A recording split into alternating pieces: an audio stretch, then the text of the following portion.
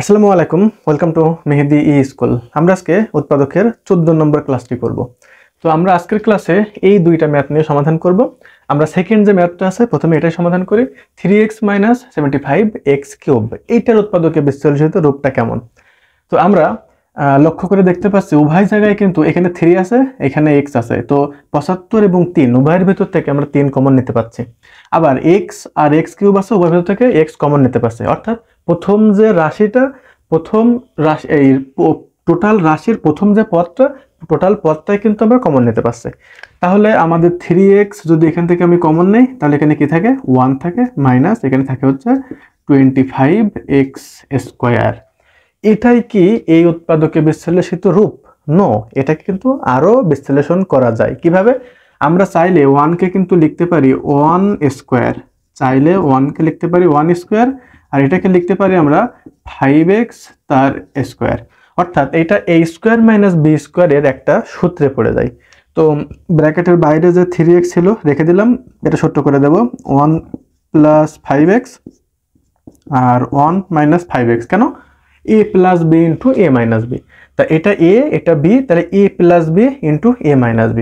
তাহলে 3x - 75x³ এর উৎপাদকের বিশ্লেষিত রূপ হলো 3x * 1 + 5x * 1 - 5x। প্রথম অঙ্কটা খুবই ইজি ছিল।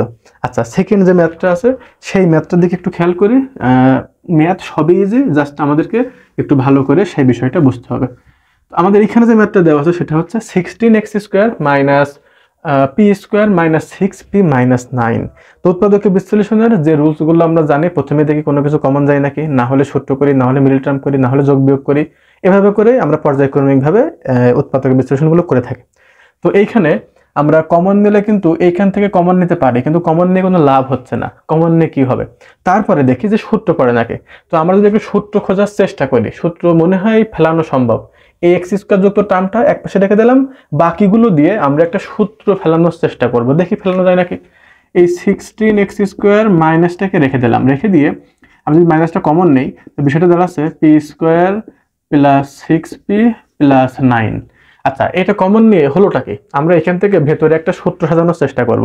কোন সূত্র একটু দেখি আমরা, সূত্রটা কেমন হয়। এইটাকে আমরা এমনভাবে লেখার চেষ্টা করব, এটা p² আর এটা হচ্ছে 3² 9 হয়, আর 2 * p * 3।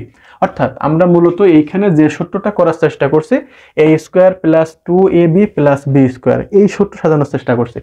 তো এটাকে a² হলো, এবার দেখি আমরা গুণ করে এটা মিলে নাকি। 3 × 2 = 6, 6p মিলতেছে, 3 এর স্কয়ার করলে 9 হচ্ছে। অর্থাৎ এই যে রাশিটা হয়েছে এইটুকু ব্র্যাকেটের ভেতরে, আর এইটুকু কিন্তু মূলত একই।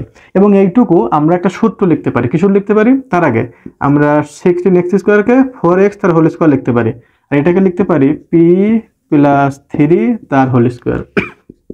আমরা যারা এই 3 লাইন বুঝেছি, এর পরবর্তী লাইন আমরা নিজেরাই করতে পারবো।